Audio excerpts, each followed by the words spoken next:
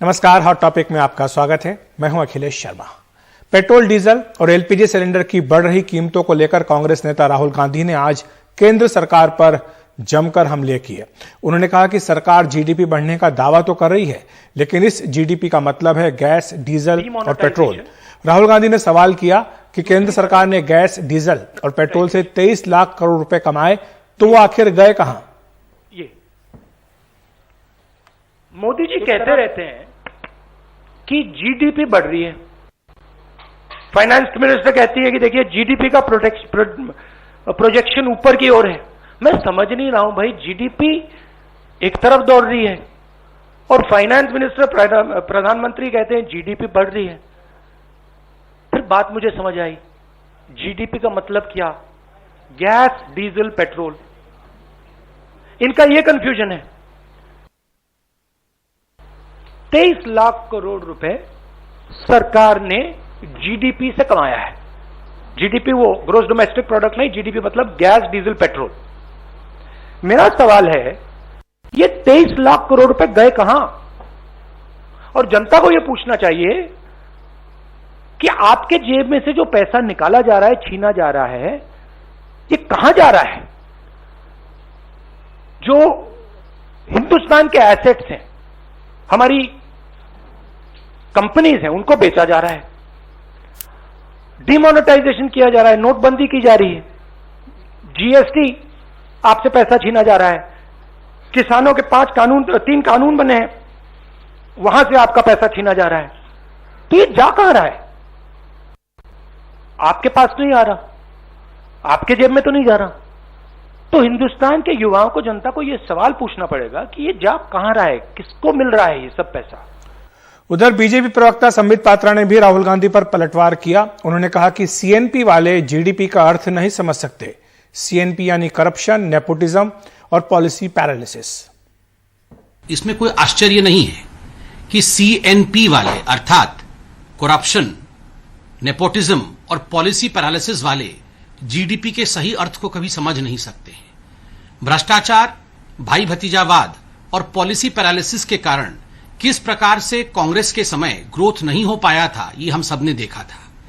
और राहुल गांधी जी, आपने जीडीपी को अपभ्रंशित किया, मगर आपको शायद ये याद नहीं है कि कल ही एक बहुत बड़ा ऐतिहासिक विषय हुआ है। क्वार्टर के ग्रोथ के नतीजे आए हैं, जीडीपी के ग्रोथ के नतीजे आए हैं।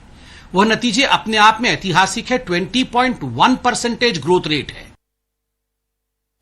वहीं एनडीए की सहयोगी जेडीयू ने रसोई गैस की बढ़ी कीमतों को वापस लेने की मांग की है।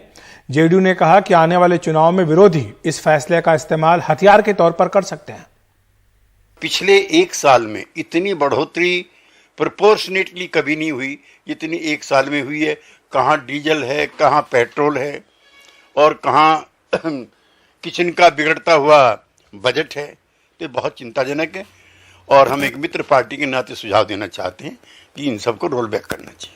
ये महत्वपूर्ण बात है। आप ये कह रहे हैं कि जो एलपीजी की कीमतों में बढ़ोतरी अभी की गई है, इसे तत्काल वापस लिया जाए। इसको वापस लिया जाए ताकि आने वाले राज्यों में चुनाव हैं और इसमें जो हमारे विरोधी हैं इसको हथियार के रूप में इस्तेमाल कर सकते हैं। ये फैसला सरकार को करना होगा, जल्दी सरकार को करना चाहिए। ये हमारा मित्र पार्टी के नाते सुझाव है। दरअसल आज से गैर सब्सिडी वाले एलपीजी सिलेंडर की कीमत 25 रुपए बढ़ा दी गई। इस वृद्धि के बाद से दिल्ली में एलपीजी सिलेंडर की कीमत 884 रुपए हो गई है। इससे पहले 18 अगस्त को भी रसोई गैस के दाम 25 रुपए बढ़ाए गए थे। यानी 1 जनवरी से लेकर 1 सितंबर तक अब तक 8 महीनों में एलपीजी सिलेंडर की कीमतों में 190 रुपए की वृद्धि की गई है। 19 किलो वाला कमर्शियल एलपीजी सिलेंडर भी 75 रुपए महंगा कर दिया गया।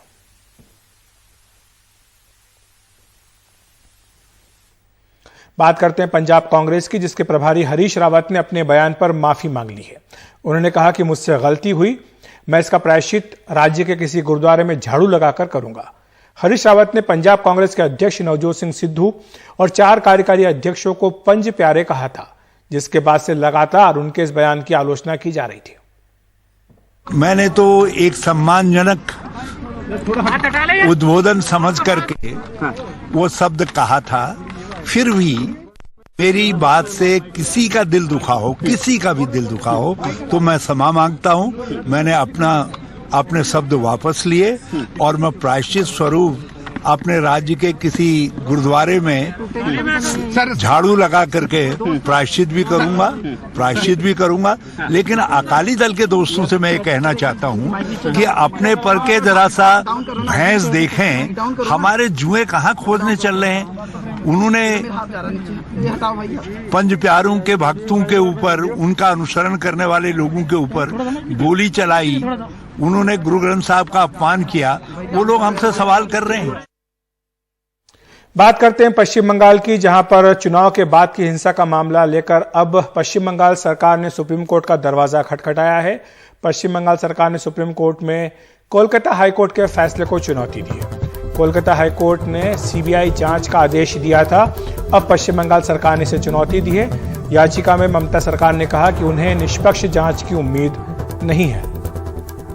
हमारे सहयोगी आशीष भार्गव हमारे साथ फोन लाइन पर जुड़ गए। आशीष, क्या कहा है पश्चिम बंगाल ने अपनी इस याचिका में?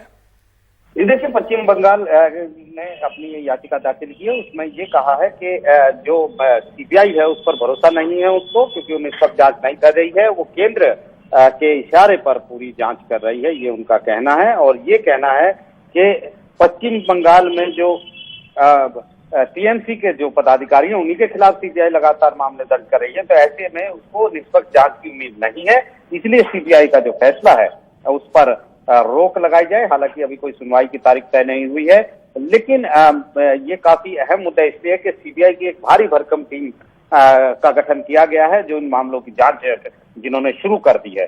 तो ऐसे में काफी बड़ा झटका ये ममता बनर्जी को लगा था जब कलकत्ता हाईकोर्ट के 5 जजों की जो पीठ थी उसने 19 अगस्त को कहा था कि जो चुनाव के बाद हिंसा हुई उसमें जो हत्या और बलात्कार के मामले हैं उसकी जांच सीबीआई करेगी और अन्य जो मामले हैं उनकी जांच एसआईटी करेगी और सबकी निगरानी खुद हाईकोर्ट कर रहा है। तो निश्चित तौर पर एक बड़ा अहम मुद्दा है जो एक बार फिर सुप्रीम कोर्ट पहुंचेगा, जिस तरह से पहले भी पश्चिम बंगाल के मुद्दे सुप्रीम कोर्ट आते रहे हैं। तो इंतजार आपका तमाम जानकारी के लिए। बढ़ते अगली खबर की ओर। हरियाणा में करनाल के एसडीएम आयुष सिन्हा का तबादला कर दिया गया है। आपको याद दिला देंगे, किसानों के सिर फोड़ने का आदेश आयुष सिन्हा ने दिया था और किसान नेताओं के साथ साथ विपक्ष ने भी उनके खिलाफ कार्रवाई करने की मांग की। यहां से इससे कोई भी इसी तरह का स्पष्ट कर देता हूं। हमारे सहयोगी मोहम्मद गजाली हमारे साथ फोन लाइन पर जुड़ गए। मोहम्मद गजाली, न सिर्फ विपक्ष बल्कि जो उप मुख्यमंत्री हैं दुष्यंत चौटाला,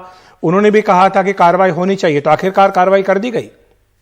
नहीं, देखिए, इसको कार्रवाई नहीं कहेंगे क्योंकि चीफ सेक्रेटरी ने कल ही जो है करनाल के डिप्टी कमिश्नर है निशांत यादव, उनसे एक डिटेल्ड रिपोर्ट मांगी है कि क्या उन्होंने जो शब्द बोले हैं और किस परिस्थितियों में ये शब्द बोले गए हैं, वो स्टेटमेंट बयान दिया गया है। लेकिन हमने कल भी देखा था कि किस तरह से मुख्यमंत्री मनोहर लाल खट्टर ने कहा था कि उनके शब्द जो हैं वो सख्त हैं, लेकिन एक्शन लेना भी जरूरी है। तो कहीं ना कहीं एक्शन के नाम पर एक ट्रांसफर जो है वो इनिशियल कह सकते हैं कि एक एक्शन गवर्नमेंट ले रही है कि उनको करनाल जिले से निकालकर चंडीगढ़ में उनको डिप्यूट किया जा रहा है। जी, शुक्रिया मोहम्मद गजाली आपका इस तमाम जानकारी के लिए। मोहम्मद गजाली जानकारी दे रहे हैं कि चाहे विपक्ष ने कार्रवाई की मांग की हो, लेकिन उनका तबादला किया गया है। जहां तक उस मामले का सवाल है, अभी जांच की रिपोर्ट की प्रतीक्षा की जा रही है। हॉट टॉपिक में फिलहाल एक ब्रेक ले रहे हैं, ब्रेक के बाद बताएंगे आखिरकार दिल्ली में खुल गए स्कूल।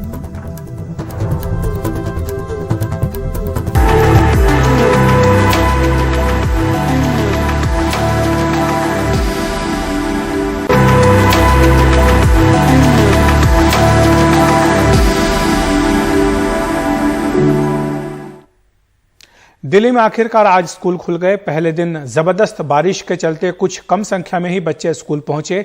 हालांकि जितने बच्चे पहुंचे उन्होंने ये संकेत जरूर दिया कि कोरोना से बड़ी चुनौती पढ़ाई में हो रहे नुकसान को कम करना भी है। पूर्वी दिल्ली के पश्चिमी विनोद नगर में दिल्ली सरकार के स्कूल की मॉर्निंग असेंबली। भारी बरसात के बावजूद इतनी बड़ी संख्या में छात्राएं स्कूल पहुंची। ये तस्वीरें ये बताने के लिए काफी हैं कि बच्चे स्कूल आने को कितने बेताब थे। आईटीओ के पास राउज एवेन्यू में दिल्ली सरकार के स्कूल में तो अभिभावक और बच्चे भीगते हुए स्कूल आते नजर आए। देखिए, बरसात में भीगते हुए कितनी शिद्दत के साथ पेरेंट्स जो हैं, अभिभावक जो हैं, वो अपने बच्चों को स्कूल छोड़ने आ रहे हैं। ऐसी क्या जरूरत थी कि भीगते भागते बच्चे को छोड़ने आए हैं?